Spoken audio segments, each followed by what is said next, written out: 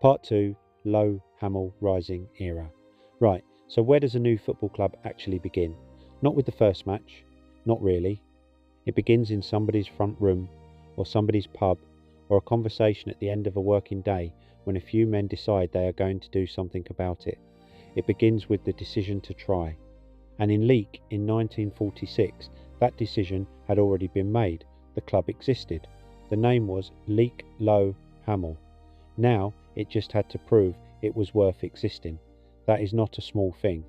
Plenty of clubs have formed, played a season or two, and quietly faded away. The world of local football is littered with their names. Clubs that had enthusiasm and not much else, that ran out of money or players or interest before they had time to build anything lasting. The committee of Leek Lowe Hamil knew that. They were not naive men. They had watched football in this town for long enough to understand what it required, and they were determined to build something that lasted. The first port of call was the Leek and Moorlands League. This was exactly what it sounds like, a local competition for clubs from Leek itself and the villages and small towns spread across the surrounding moorland. The distances were short, the grounds were modest. The football was honest and hard contested, the kind played by men who had spent their week in the mills and the factories and were not about to spend their Saturday afternoon taking it easy. This was where Leek Lowe Hamil began, on a field adjoining a pub, which tells you roughly everything you need to know about the level of facilities available. There were no changing rooms to speak of. The players got ready where they could. The pitch was whatever it was, which in a North Staffordshire autumn and winter was often a mixture of mud, more mud, and optimism. The touchlines were not always clearly marked. The crowd, such as it was, stood in coats and flat caps and watched their neighbours play football, which was precisely what football at this level was supposed to be. It was local, it was communal, and on a good day it was genuinely exciting. Leek Lowe Hamil took to it well. The players who had joined in those first weeks were not starting from scratch in terms of ability. Several of them had played before the war at various levels, and they brought that experience back with them. They were fitter and sharper than many of the sides they faced, and they knew how to win matches even when they were not playing their best football. Results came, confidence followed. By the time that first season was done, the club had made its mark in the Leek and Moorlands League, and everybody knew it. But winning your local league, however enjoyable, is only the beginning of a story. It is not the story itself. The committee of Leek Lowe Hamil understood that perfectly well. They had not gone to the effort of forming a football club, finding players, organising fixtures, and dragging supporters out to a muddy field beside a pub simply to win a local competition and stop there. They wanted more. They believed they deserved more. And the performances of that first season had given them reason to believe it was achievable. The question was when to make the move, and the answer turned out to be almost immediately. Before that move came, though, there was the matter of establishing the club's identity within its community. That identity was forming naturally without anyone having to engineer it. Leek Lowe Hamil was becoming part of the fabric of the town in the way that only a local football club can. The matchday routine was taking shape. The regular supporters were becoming familiar faces, people whose presence on the touchline you could count on, the same way you could count on the milk being delivered or the pub opening at the right time. These small constants matter in a town's life.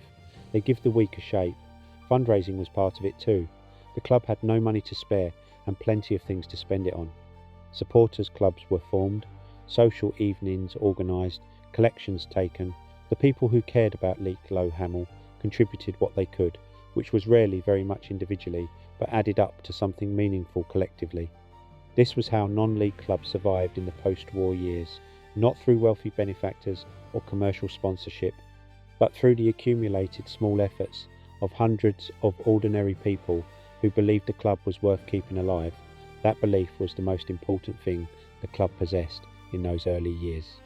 More important than any individual player, more important than any single result, a football club that has genuine belief woven through its community can survive setbacks that would destroy a less rooted organisation.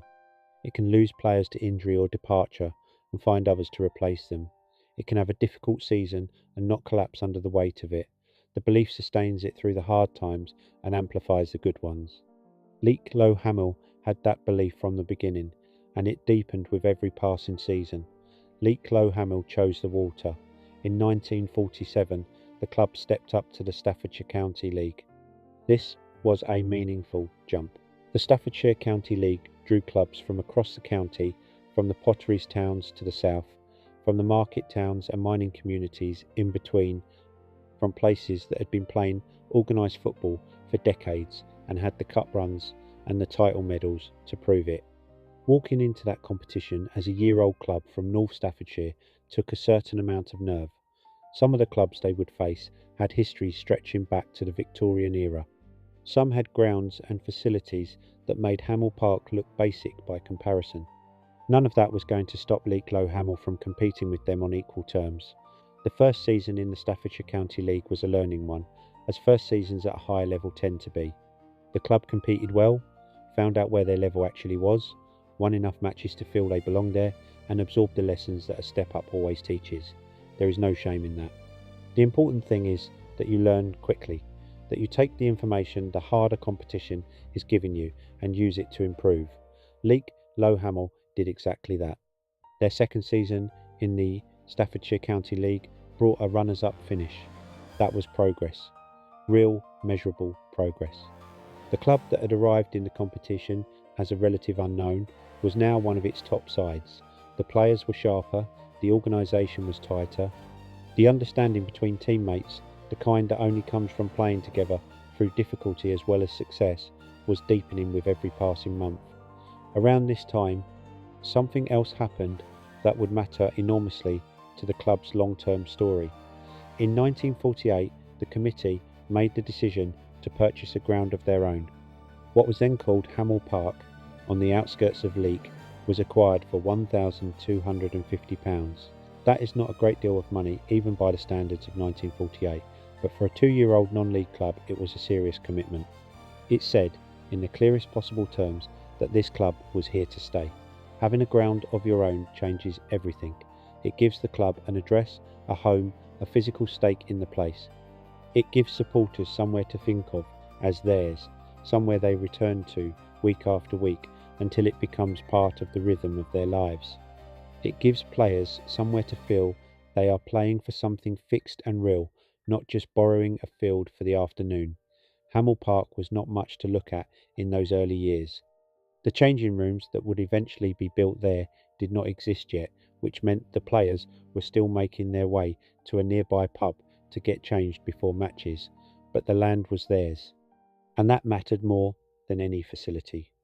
Billy Bonsall arrived as the club's first permanent manager in 1949. Before him, team affairs had been handled by a selection committee, a group of well-meaning men making collective decisions about who played and where and how. That kind of arrangement can work well enough in the very early stages of a club's life, when the priority is simply getting organised and getting fixtures played. But there are limits to what a committee can achieve on a football pitch. Decisions made by committee tend to be cautious. They tend to reflect compromise rather than conviction. They tend to produce teams that are balanced but not inspired. A manager brings something different. He brings authority. He brings continuity. He brings a single, consistent vision of how the team should play and what it should stand for, applied week after week, regardless of who is arguing about it in the committee room. He can see things in training that a selection committee cannot see. He can have conversations with players that a committee cannot have. He can make the difficult decision to drop a popular player for the good of the team, which is the kind of decision that committees almost always avoid and managers know must sometimes be made. Billy Bonsall provided all of that.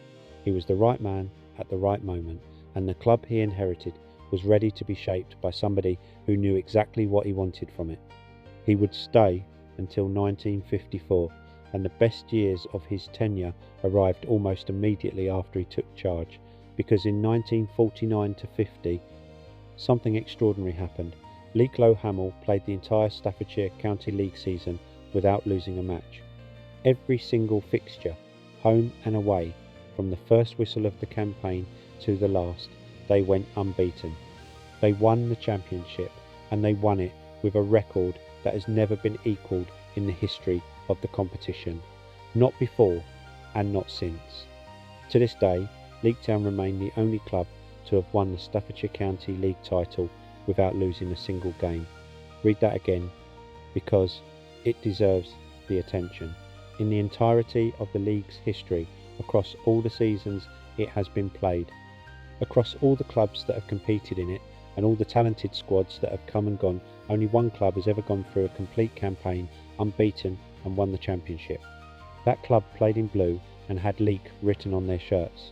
Now, going unbeaten through a season sounds straightforward when you say it quickly, but think about what it actually means in practice.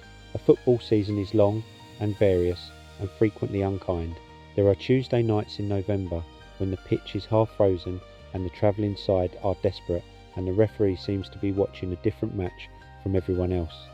There are games where your best player has picked up a knock in midweek and is not quite right. There are afternoons when everything conspires to give the points away, when a draw would be a perfectly decent result and a defeat would be entirely understandable. In those moments, an unbeaten record does not preserve itself. Somebody has to go and rescue it. The goalkeeper has to make the save he has no right to make. The centre-half has to throw himself in front of the shot. The striker, who has been quiet all afternoon, has to find the equaliser in the final 10 minutes when the anxiety in the crowd is almost unbearable. Every unbeaten run in the history of football has moments like those buried inside it. Moments where it could so easily have ended and did not. Leek Lowe Hamil had those moments.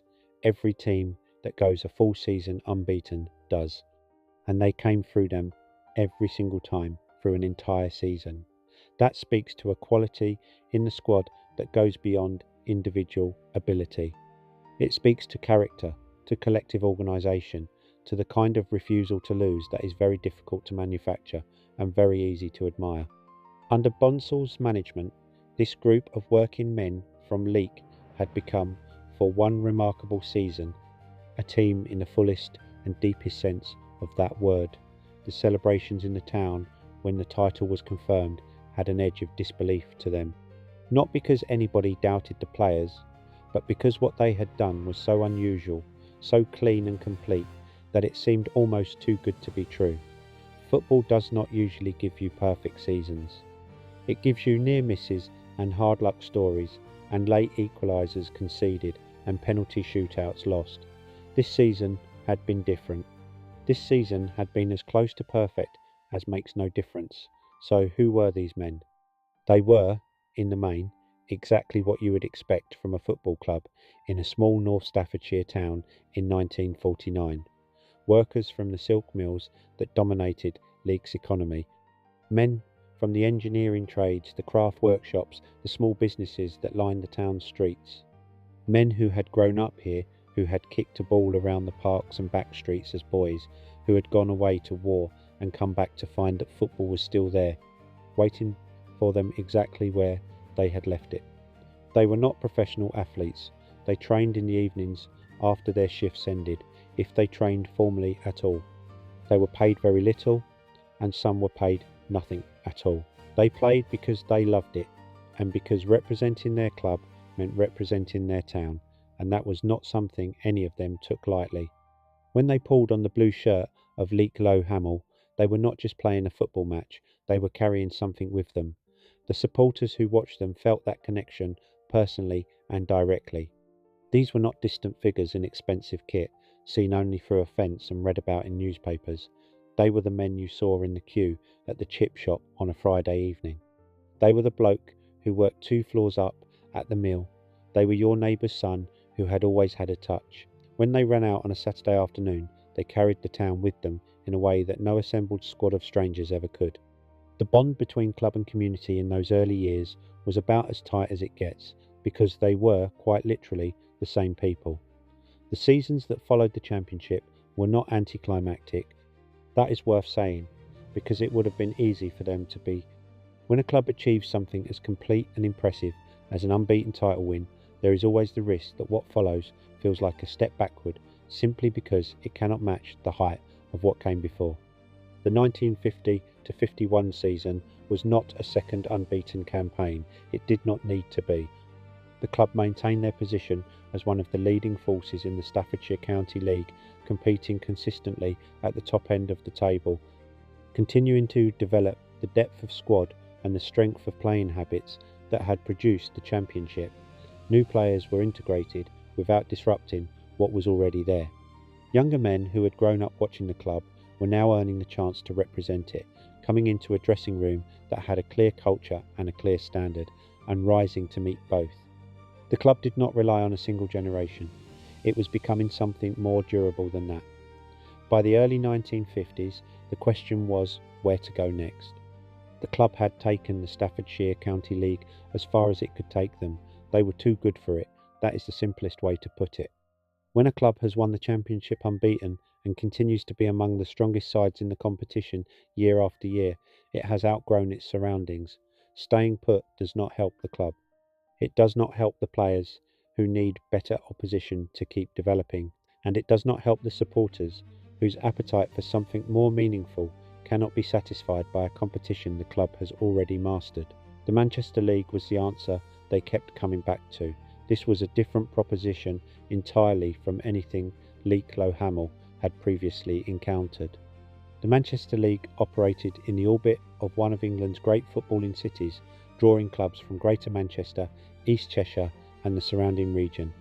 These were tough, well-organised clubs with deep roots and serious expectations. The competition was harder, the away trips were longer. The margins between winning and losing were considerably smaller. There were voices within the club that counselled patience. Why not continue to develop within a Staffordshire context? Why take the risk of a step that might prove too large? These were reasonable arguments, made by reasonable men who cared about the club, but the voices for ambition were louder. The application was made. The application was accepted. Leek Lowe Hamil would join the Manchester League for the season of 1951 to 52. Before a ball was kicked, there was one more decision to make, and it turned out to be the right one. The name Leek Lowe Hamil had served the club well, but as the club prepared to take its biggest step yet, the name started to feel like it was looking backward rather than forward. The committee concluded that the time had come for a change, and the name they chose was as simple and direct as it was possible to be. Leek Town, 2 words, the town's name and nothing else. No institutional prefix, no qualifier of any kind, just the place itself, Leek Town Football Club. This is the club of this town, the whole town, every street and every family and every person who lives and works here. The supporters received it exactly as it was intended. It felt immediately right. Leek Town, yes, that was what this was. That was what it had always been trying to be. And then, with the new name barely settled, Leek Town went out and did something quite outrageous. They won the Manchester League in their first season. At the very first attempt, it was not a stroll. Stepping into the Manchester League as newcomers meant encountering clubs who knew every corner of the competition and who looked at the new arrivals from Staffordshire with something between curiosity and appetite. Leek Town did not oblige them. The organisation that Billy Bonsall had built was intact. The character that had produced an unbeaten Staffordshire County League season was still very much present. The players approached each fixture with the same purposeful discipline that had served them so well before. The away fixtures in that first Manchester League season deserve particular mention. Travelling to grounds in Greater Manchester and Cheshire as the new club from Staffordshire, without the support of a large travelling following, playing in front of crowds that owed them no goodwill, was a genuine test of character. It is one thing to perform when the crowd is behind you. It is quite another to go somewhere hostile and produce your football regardless. Leek Town did it repeatedly over the course of that first season. It was perhaps the most impressive thing about the entire campaign. The championship came down to the final weeks, as title races almost always do. The tension of those last fixtures, the awareness of how close something historic was and how easily it could slip away, would have tested any squad. Leek Town held their nerve. The points were gathered. The title was confirmed, Manchester League champions in their first season as Leek Town Football Club. Back in Leek, the reaction was one of genuine astonishment mixed with enormous pride. 2 years after the unbeaten Staffordshire County League season, the club had walked into a harder competition under a new name and immediately won that too. The people who had stood on the touchline beside that pub field in 1946, watching a brand new club take its first hesitant steps, were now watching Leek Town lift a Manchester League championship. The distance travelled in 6 years was remarkable, not just in terms of football results, but in terms of what the club had become to the town, how deeply it had embedded itself in the community, how naturally the name Leek Town now sat alongside every other institution in the place. People talked about it in the pubs and the mills and the market on a Saturday morning. They talked about it with the pride of people who feel personally connected to an achievement, who feel that something built partly through their own support and belief has justified that investment. The players were their players, the club was their club, and their club had just won the Manchester League. It was not supposed to happen this fast. Clubs do not usually do this. But then, Leek Town had never been a usual club. They had done things properly from the very beginning, building carefully and ambitiously at the same time. The unbeaten season was not a fluke. The Manchester League title was not a fluke. They were the natural outcomes of everything that had been put in place since 1946. By the close of the 1951-52 season, Leek Town Football Club were champions of one of the most competitive regional leagues in the north of England. They had risen from a field beside a pub to the top of the Manchester League in 6 years. The name was right. The club was real. The town was behind them. It is worth pausing at this point and taking stock of what had actually been built in those 6 years. Because the achievements are easy to list, and listing them makes them sound almost inevitable, it was not that. None of it was inevitable. Behind every one of those achievements was a committee of volunteers who gave their evenings and weekends to keeping the organisation functioning. Behind them were the fundraisers and the supporters club members and the people who passed the collection tin around because they believed the club was worth it. Behind them were the players who trained after long shifts and pulled on the blue shirt because it meant something to them personally. The Manchester League title was not just a football result. It was the return on an investment made by an entire community over 6 years, one Saturday afternoon at a time. But the journey was far from over. Higher competition waited. New demands would be made of the squad, the management and the committee. The habits that had delivered 2 championships in 3 years would need to hold up against even stronger opposition. And in the years ahead, there would be moments when the story of Leek Town became more complicated and more difficult than the glorious early chapters had suggested it would be, but that was still to come. For now, in the spring of 1952, Leek Town were champions, and the town of Leek had every reason to feel proud of what had been built in its name. The next chapter would take the club into new territory, new leagues, and new tests of everything they had become. Whether they were ready for what was waiting, only time would tell.